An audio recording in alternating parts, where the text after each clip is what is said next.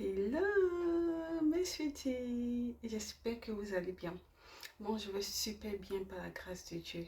Alors, aujourd'hui, le thème de mon message, c'est la guérison divine. La guérison divine. D'abord, je voulais vous souhaiter de belles et de bonnes vacances. Voilà, c'est les vacances aujourd'hui, du 4 juillet jusqu'à la rentrée, oui, jusqu'à la rentrée. Donc, je vous souhaite de passer de belles vacances. Moi, présentement, je me prépare, d'accord? Alors, passez de belles vacances et de bonnes vacances, toujours en incluant Dieu au centre de votre vie. Voilà, aujourd'hui, je voulais vous parler de guérison divine. Je voulais vous parler de la guérison que Jésus a fait dans la Bible. Voilà, Jésus a fait plusieurs types de guérison. Voilà, j'ai noté toutes les guérisons qu'il a fait.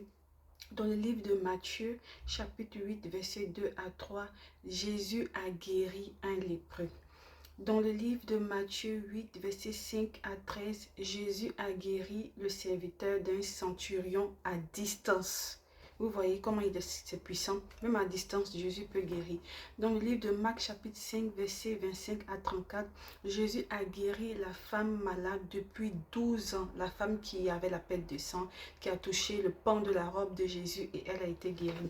Dans le livre de Marc, chapitre 46, verset 52, Jésus rend la vie à Bartimée, un aveugle. Il dit, aie pitié de mon fils de David.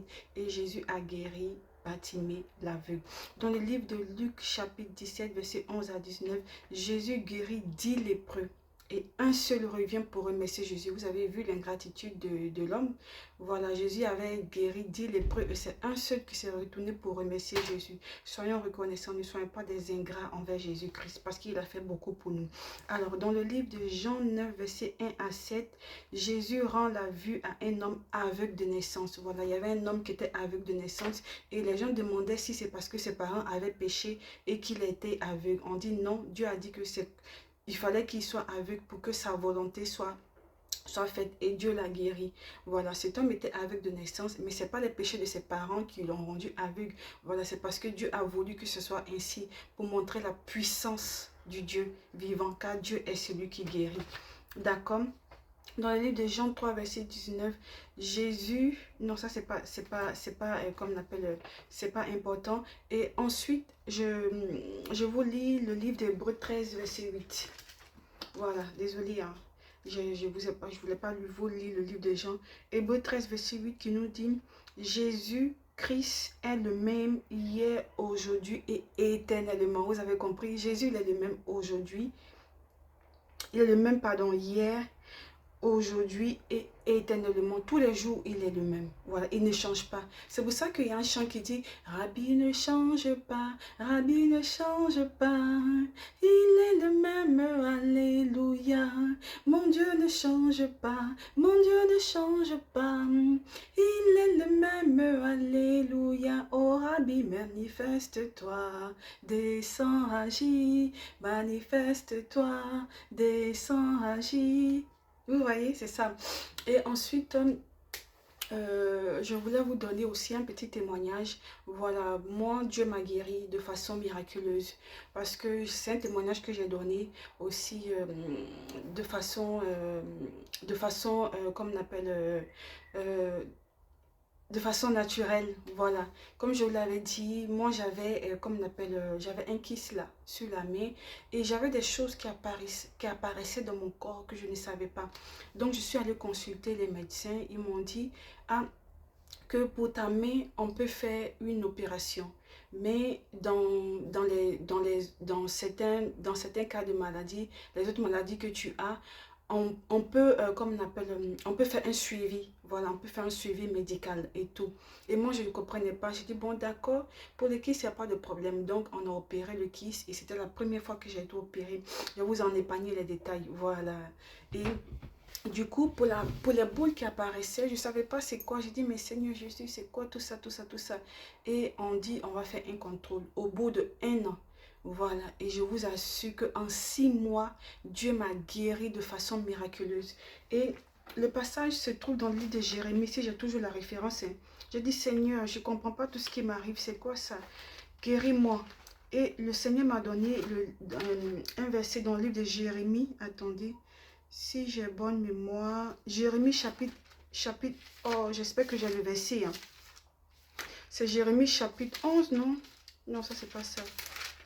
J'espère que j'ai le verset. Si j'ai pas le verset, c'est pas bon. Voilà. Voilà.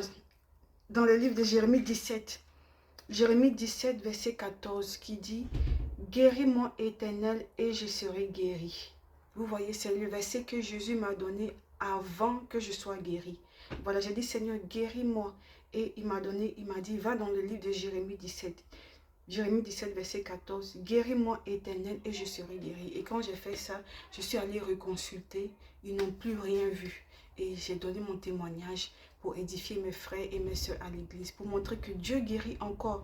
Peu importe les maladies que tu as, que ce soit le cancer, que ce soit comme on appelle le diabète, que ce soit comme on appelle l'hypertension, que ce soit, voilà, même les maladies psychiques, les maladies de si je refais les maladies psychiques, voilà, les maladies psychiques, la schizophrénie, je ne sais pas si je prononce bien le mot, mais ce qui est sûr, Dieu peut guérir toutes sortes de maladies. Dieu a guéri le fou de Gadara, c'était un fou. Il a guéri le fou de Gadara, même la folie, Dieu guérit. Dieu a ressuscité Lazare. Lazare, il avait la lèpre. Il est mort dans ça. Et Dieu a dit quoi? Lazare sort. Et il y a un homme de Dieu qui a prêché là-dessus. Ça m'a tellement plu. Il s'appelle le serviteur de Dieu, le docteur. Voilà, c'était un pasteur, maintenant c'est devenu docteur. Avant, il était révérend, prophète, révérend, pasteur, maintenant il est devenu docteur. Et moi, j'aime beaucoup ses prêches. Le révérend Wilfried Zawi, que je salue au partage. Il a prêché un jour un thème là que j'ai regardé. Il dit: Lazare, sort. Ouais, il est prêt, le monsieur. Donc, vous voyez. Donc, peu importe ce que vous traversez, Dieu peut guérir toutes sortes de choses. Dieu peut guérir tous les maux que vous traversez, toutes les maladies que vous avez, Dieu peut les guérir. D'accord? Que ce soit la stérilité, que ce soit le fibrome, que ce soit le kyste, que ce soit le myome, que ce soit beaucoup de choses. Dieu peut guérir. Moi, j'en suis la preuve, comme je vous dis. Dieu guérit encore. Il n'y a pas de honte. Voilà. Quand tu témoignes pour Dieu, il fait encore des miracles dans ta vie, il guérit encore plus de choses. Parce que Dieu a dit dans sa parole, dans le livre de, je sais pas, dans le livre de l'Apocalypse, si je ne me trompe pas, ils ont dit, ils l'ont vaincu à cause de la parole de leur témoignage. Donc c'est bon de témoigner. Quand tu gagnes un témoignage, témoigner c'est le fait de dire ce que Dieu a fait pour toi. Voilà, donc c'est bon de témoigner. Témoignons pour la gloire de Jésus. Voilà, n'ayons pas honte d'être des chrétiens ou des chrétiennes. Ayons plutôt honte des choses obscures, des choses que nous faisons. Voilà, parce que Dieu est la lumière, Dieu éclaire, Dieu guide. Donc, je vous souhaite de belles et de bonnes vacances. Portez-vous bien. Bisous.